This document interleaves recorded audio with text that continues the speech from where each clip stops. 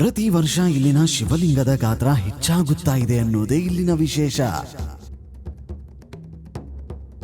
ಮನೆಯ ಅಂಗಳದ ಮಧ್ಯದಲ್ಲಿ ಶಿವಲಿಂಗ ಉದ್ಭವವಾದದ್ದನ್ನು ನೋಡಿ ಅಂಗಳದಲ್ಲಿ ಮಧ್ಯ ಕೃಷಿ ಕೆಲಸ ಮಾಡುವಾಗೆಲ್ಲ ತೊಂದರೆ ಆಗ್ತದೆ ಅಂತ ಹೇಳಿ ಅದನ್ನು ಅಗೆಯಲಿಕ್ಕೆ ಹೋದರು ಕೆಲಸದವರನ್ನು ಹಿಡಿದು.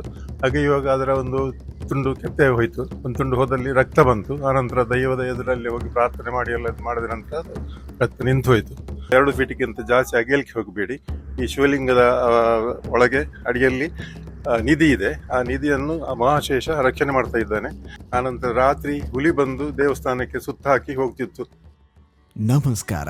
ಇವತ್ತು ನಾವು ದಕ್ಷಿಣ ಕನ್ನಡ ಜಿಲ್ಲೆಯ ಬಜ್ಪೆಯ ದೊಡ್ಡಿಕಟ್ಟೆಯಲ್ಲಿರುವ ಶ್ರೀ ಸ್ವಯಂಭೂಲಿಂಗೇಶ್ವರ ದೇವಸ್ಥಾನಕ್ಕೆ ಬಂದಿದ್ದೇವೆ.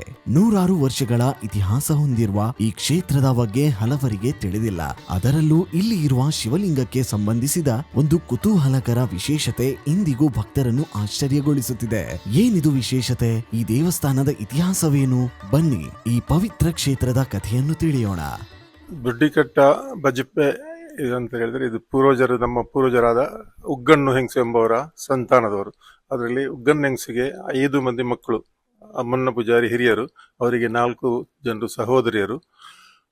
ಅವರ ಸಂತತಿಯವರು ನಾವೆಲ್ಲ ಇಲ್ಲಿ ವಾಸವಿರೋದು. ನಾವು ಈಗಿನ ಜನರೇಷನ್ 5ನೇ ಜನರೇಷನ್ ನಾವು. ಆನಂತರ 6, 7, 8ರವರೆಗೆ ಹೋಗಿದೆ ಜನರೇಷನ್. ಈಗ ಇಲ್ಲಿ ಇದ್ದು ಅಮ್ಮಣ್ಣ ಪೂಜಾರಿ ಅಂತ ಪೂರ್ವ ಹಿರಿಯರು ಇಲ್ಲಿ ಸಾಧಾರಣ ಟೋಟಲ್ ಒಟ್ಟಿಗೆ 140 ಎಕರೆ ಭೂಮಿ ವರ್ಗದ್ದು ಅವರು ಸ್ವಾಧೀನ ಇದ್ದಿದ್ದು, ಸಾಗುವಳಿ ಎಲ್ಲ ಮಾಡ್ತಿದ್ರು, ಕೃಷಿ ಭೂಮಿ.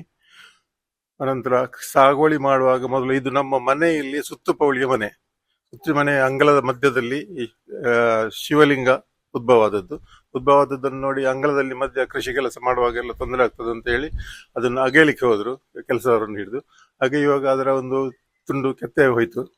ಒಂದು ತುಂಡು ಹೋದಲ್ಲಿ ರಕ್ತ ಬಂತು. ಆನಂತರ ದೈವದ ಎದುರಲ್ಲಿ ಹೋಗಿ ಪ್ರಾರ್ಥನೆ ಮಾಡಿ ಎಲ್ಲ ಮಾಡಿದ ನಂತರ ಅದು ರಕ್ತ ನಿಂತು ಹೋಯಿತು. ಆಮೇಲೆ ಅಲ್ಲಿ ಅದೇ ರೀತಿ ಇತ್ತು ಅಲ್ಲಿಯೇ ಅಂಗಳದಲ್ಲಿ. ಆನಂತರ 1993ರಲ್ಲಿ ನಾವು ಕೊಳಮಂತಾಯ ದೈವದ ಮೊಗ ಸರಿ ಮಾಡೋದು ಅಂತ ಹೇಳಿ ಪ್ರಶ್ನೆ ಇಟ್ಟು 93ರಲ್ಲಿ ಪ್ರಶ್ನೆ ಇಟ್ಟಾಗ ಆ ಪ್ರಶ್ನೆಯಲ್ಲಿ ಇದು ಶಿವಲಿಂಗ, ನೀವಿಲ್ಲಿ ಇದಕ್ಕೆ ನೈರ್ಮಲ್ಯದಿಂದ ಇರಿಸಬೇಕು. ಆನಂತರ ಇದರ ಒಟ್ಟಿಗೆ ಆ ಬದಿ ಈ ಬದಿ 2 ಬ್ರಹ್ಮ ಮತ್ತು ವಿಷ್ಣು 2 ಲಿಂಗ ಇದೆ. ಅದಕ್ಕೆ ನೀವು ಏನು ಮಾಡೋದು ಬೇಡ. ಶಿವಲಿಂಗದೊಟ್ಟಿಗೆ ಅದು ಐಕ್ಯವಾಗಿದೆ. ಆನಂತರ ಇದು ಅಗೆಯುವಾಗ 2 ಫೀಟಿಗಿಂತ ಜಾಸ್ತಿ ಅಗೆಯಲಿಕ್ಕೆ ಹೋಗಬೇಡಿ. ಈ ಶಿವಲಿಂಗದ ಒಳಗೆ ಅಡಿಯಲ್ಲಿ ನಿಧಿ ಇದೆ. ಆ ನಿಧಿಯನ್ನು ಮಹಾಶೇಷ ರಕ್ಷಣೆ ಮಾಡ್ತಾ ಇದ್ದಾನೆ.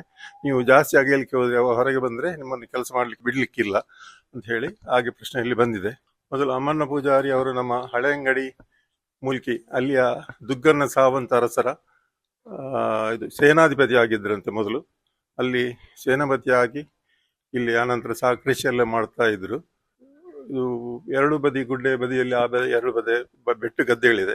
ಆ ಗದ್ದೆಗಳಿಗೆ ನೀರಿನ ಸೌಕರ್ಯ ಇರಲಿಲ್ಲ. ಅದಕ್ಕೋಸ್ಕರ ಅಲ್ಲಿ ಕಣಿವೆಯನ್ನು ತೋಡ್ಲಿಕ್ಕೆ ಅಂತ ಇಲ್ಲಿ ಕೊಳಮಂತಾಯ ದೈವದ ದೀಪ ಇಟ್ಟು ಕೆಲಸ ಪ್ರಾರಂಭಿಸಿ ಆನಂತರ ಕೆಲಸ ಸಂಪೂರ್ಣ ಆಗುವವರೆಗೆ ಅದು ದೀಪ ನಂದಿ ಹೋಗ್ಲಿಲ್ಲಂತೆ ಮೊದಲು.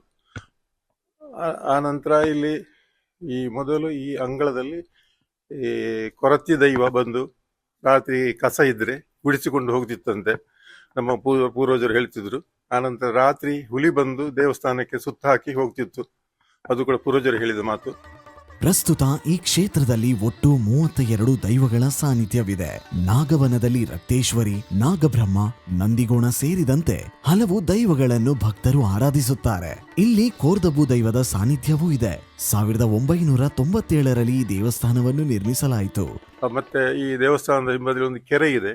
ಆ ಕೆರೆಯ ಮೊದಲು ಹಿರಿಯರ ಕಾಲದಲ್ಲಿ ಆ ಕೆರೆಯ ನೀರಿನಲ್ಲಿ ಅಶ್ವತ್ಥ ಮರದ ಎಲೆ ಮತ್ತು ಅತ್ತಿ ಮರದ ಎಲೆಯಲ್ಲಿ ಗಂಧ ತೆಗೆದು ದೈವದ ಪ್ರಾರ್ಥನೆ ಮಾಡಿ ಪ್ರಸಾದ ಕೊಟ್ಟರೆ ಅದೇ ಪವಿತ್ರವಾದ ಮದ್ದು ಅಂತ. ಬೇರೆ ಮದ್ದು ಬೇಕಾಗಿರ್ಲಿಲ್ಲ ಅಂತೆ ಮೊದಲು ಹಿರಿಯರು ಹೇಳುವ ಮಾತಿದೆ. ಬಜಪೆ ಗ್ರಾಮದ ಚರ್ಚ್ ಅಲ್ಲಿ ಜೀರ್ಣೋದ್ಧಾರ ಮೊದಲು ಚರ್ಚ್ ಆಗುವಾಗ ನಮ್ಮ ಅಮ್ಮಣ್ಣ ಪೂಜಾರಿ ಅವರು, ಹಿರಿಯರಾದ ಅಮ್ಮಣ್ಣ ಪೂಜಾರಿ ಅವರು ಜಾಸ್ತಿ ಸ್ಥಳದಾನ ಇತ್ಯಾದಿ ಎಲ್ಲ ದಾನ ಕೊಟ್ಟದ್ದರಿಂದ ಈಗ ಕೂಡ ಅಲ್ಲಿ ಪ್ರತಿ ವರ್ಷ ಇದಾಗುವಾಗ ಶಾಂತಮಾರಿಗೆ ಒಂದು ಬತ್ತಿ ದೊಡ್ಡ 1ನೇ ಮರ್ಯಾದೆಯಾಗಿ, ಆನಂತರ ಅವರ ತೆನೆ ಕಟ್ಟುವ ಸಂದರ್ಭದಲ್ಲಿ ಅದೆಲ್ಲ ಮೊದಲು 1ನೇ ಮರ್ಯಾದೆಯಾಗಿ ಕೊಡ್ತಾ ಇದ್ದಾರೆ. ಮತ್ತೆ ಈ ಮನೆ ದೊಡ್ಡಿಗಟ್ಟೆ ಎಂಬ ಮನೆ ನಮ್ಮ ಗ್ರಾಮದಲ್ಲಿ 2ನೇ ಬರ್ಕೆಯ ಮನೆ ಆಗಿರ್ತದೆ.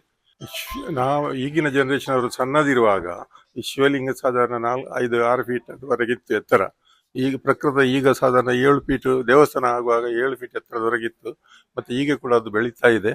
ಮತ್ತೆ ಮೊದಲು ನಾವು ಪ್ರಶ್ನೆ ಇಟ್ಟ ನಂತರ ದೇವಸ್ಥಾನ ಆಗುವಾಗ ಭಟ್ ಪೂಜೆಗೆ ಇದ್ರು.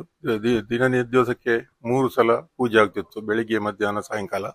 ಮತ್ತೆ ಈಗ ಮಳೆ ಬಂದು ಡ್ಯಾಮ್ ಕೊಚ್ಚಿಕೊಂಡು ಹೋದ ನಂತರ ಈಗ ಪ್ರತಿ ಸೋಮವಾರ ಪೂಜೆ ಆಗ್ತದೆ. ಮತ್ತೆ ಶಿವರಾತ್ರಿ ಪ್ರತಿ ವರ್ಷ ಜಾತ್ರೆ ಆಗ್ತದೆ.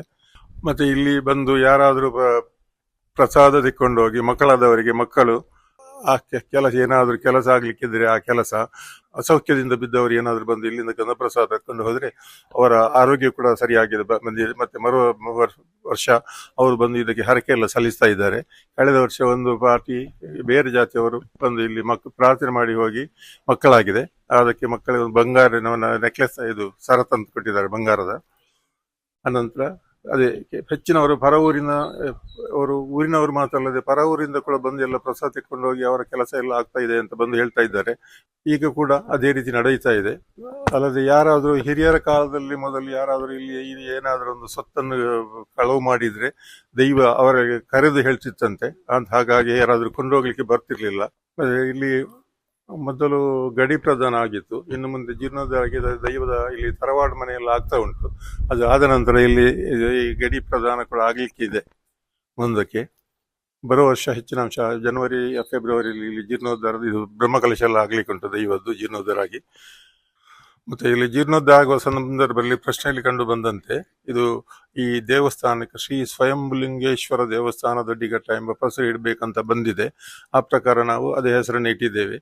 ಈಗ ಇಲ್ಲಿಗೆ ಬರ್ಲಿಕ್ಕೆ ಬಜ್ಪೆ ಕಟೀಲ್ ರೋಡಲ್ಲಿ ಬಜ್ಪೆಯಿಂದ 1 ಕಿಲೋಮೀಟರ್ ಬಂದು ಲೆಫ್ಟಿಗೆ ತಿರುಗಿ ಬಂದರೆ ಕೆಳಗೆ ಅರ್ಧ ಕಿಲೋಮೀಟರ್ ಅಲ್ಲಿ ದೇವಸ್ಥಾನ ಸಿಗ್ತದೆ. ಆನಂತರ ಕಿನ್ನಿಯೋಳಿಯಿಂದ ಬಂದರೆ ಪೆರ್ಮುದೆ ದಾಟಿ ಒಂದು 1 ಕಿಲೋಮೀಟರ್ ಬಂದು ರೈಟಿಗೆ ಬಂದ್ರೆ ಈ ದೇವಸ್ಥಾನ ಸಿಗ್ತದೆ. ಈಗ ಲೋಕೇಶ್ ಅಮೀನಂತ ಅವರ ನೇತೃತ್ವದಲ್ಲಿ ಈಗ ಪ್ರತಿ ವರ್ಷ ಜಾತ್ರೆ ಎಲ್ಲ ನಡೆಯುತ್ತದೆ. ಮತ್ತೆ ನಿತ್ಯ ಪೂಜೆ ಕೂಡ ನಡೀತಾ ಇದೆ. ಪ್ರತಿ ವರ್ಷ ಜಾತ್ರೆಗೆ ಸಾಧಾರಣ 1000 ಜನರು ಬಂದು ಅನ್ನ ಪ್ರಸಾದ ಸ್ವೀಕಾರ ಮಾಡಿಕೊಂಡು ಹೋಗ್ತಾ ಇದ್ದಾರೆ. ಇದಾಗಿತ್ತು ಶ್ರೀ ಸ್ವಯಂಭೂಲಿಂಗೇಶ್ವರ ದೇವಸ್ಥಾನದ ಇತಿಹಾಸ ಮತ್ತು ವಿಶೇಷತೆ. ಇಂತಹ ಇನ್ನಷ್ಟು ಆಸಕ್ತಿದಾಯಕ ಸ್ಥಳಗಳ ಕಥೆಯೊಂದಿಗೆ ಮತ್ತೆ ಭೇಟಿಯಾಗೋಣ. ಅಲ್ಲಿಯವರೆಗೆ ನಮಸ್ಕಾರ.